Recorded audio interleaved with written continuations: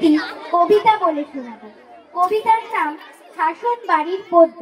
কৃষ্ণা বসু। সারা সকাল পড়াশোনা, সন্ধেবেলা কোচিং, একটু ফাঁকে ক্রিকেট দেখি, প্রিয় মানুষ সচিন। ছুটির দিনে আঁকা শেখা, আবৃত্তির ক্লাস, টাইট রুটিন, দম নেই মা, মন করে হাসপাস। তুমি কেবল পড়ছিস না বলো, পড়তে পড়তে পিঠ বেঁকে যায়, চক্ষু ছলো ছলো। অঙ্কে একটু কাঁচা বলে নম্বর কম পাই, তাই নিয়ে খুব ভীষণ বকো, দারুণ যাচ্ছে তাই। আমার ইচ্ছে আমার খুশির, কেউ দেয় না দাম, মন খারাপের সময় চুষি মিষ্টি চুইংগাম।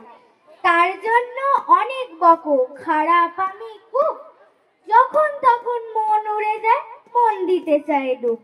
তোমার শাসন বাবার শাসন, শাসন দিনে রাতে, একটুও কি গল্প করো কেবল আমার সাথে?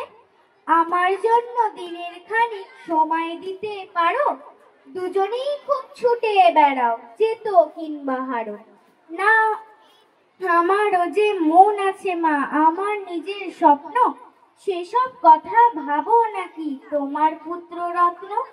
না, হব না ডাক্তার, না মানুষ হতেই চাই, ইঞ্জিনিয়ার হব না মা, ওসব ইচ্ছে নাই।